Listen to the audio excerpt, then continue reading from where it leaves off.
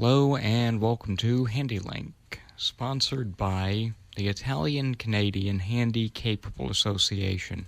I'm your host, Cam Wells.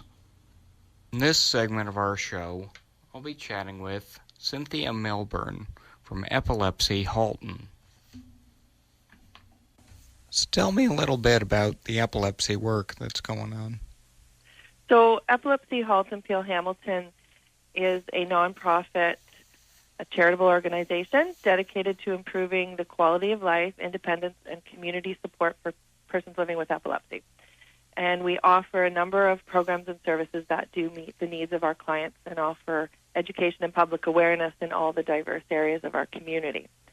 We have several programs going on throughout the year, a grade 5 curriculum that integrates with their science program, and the teachers have the latitude to teach in grade 5 about the human body, and they can choose what topics they teach, and we come in and teach them about the brain, and it's very interactive, and it's a fun program for them, and they're very responsive. It's just a great group of 10-year-olds.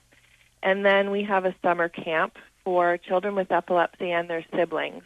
And epilepsy is it's a family disorder, so it involves more than just the person that's suffering from this disability. So our summer camp involves the whole family, and the parents get a break, and all the siblings can come to camp. And it's a day program run Tuesday to Thursday, mostly in Mississauga, and there's a couple of weeks that we run it in Hamilton. So we also have a youth program that we're running. It's a new program that we're just beginning, and this will incorporate that group of people that are often forgotten, and we want to engage and empower them. So, for those who might not be as familiar with the condition, tell me a little bit about epilepsy itself. Okay. Epilepsy is a tendency to have recurrent, unprovoked seizures. So it's the same thing as a seizure disorder, but a single seizure does not constitute epilepsy. And seizures are a result of a temporary electrical disturbance in the brain, and a seizure can take on many forms, including convulsions, blank stares, uncontrolled movements, odd sensations, or even muscle spasms. So, in your time with the organization, have there been any challenges that have been faced? We have challenges every day. Most people with epilepsy are considered to have a disability. If their seizures are uncontrolled, and the challenges they face are social, education challenges. They have transportation issues, and employment is often challenging if seizures are occurring at work. So, to look at the converse side of things, in your time working with epilepsy, what sorts of successes have you seen? Well, in terms of success in our organization, the people we have helped individuals with workplace issues, including having to assist them with human rights tribunal, and we've had success with the results there. We help them in terms of mitigating their seizures, alternative things such as assisting them in getting towards the Dog Guides of Canada program. And a dog guide is also helpful for someone with epilepsy. We teach people about other options such as the ketogenic diet, which is a modified Atkins diet supervised by doctor and dietitian, and it also helps with mitigating seizures and eradicating them in some cases with this diet therapy. So, do you work in partnership with any other organizations? We do. We work in partnership with an organization called Matthew's Friends Canada. And Matthew's Friends Canada is part of a global organization, Matthew's Friends, and it is totally dedicated to the ketogenic diet for epilepsy therapies, and it is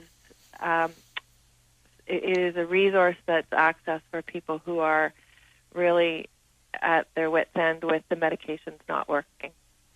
We have partnerships all over within our regions, other charities, other social organizations, community organizations, because other medical conditions also have a seizure component to them in many cases, like autism and even diabetes, CP, muscular dystrophy, and even MS, and many, many more neurological conditions.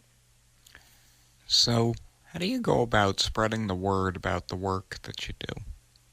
Well, we have events all year long, and one of them is our Scotiabank Toronto Waterfront Marathon, and we are actually a featured charity this year.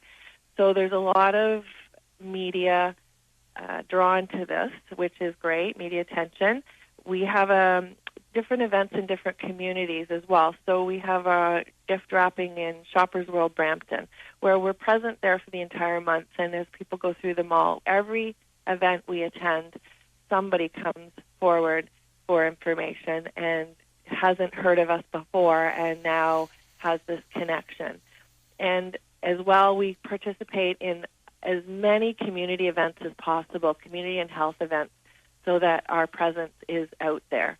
We do have a media communications manager here in the office, and he has really increased the profile of the organization through his efforts.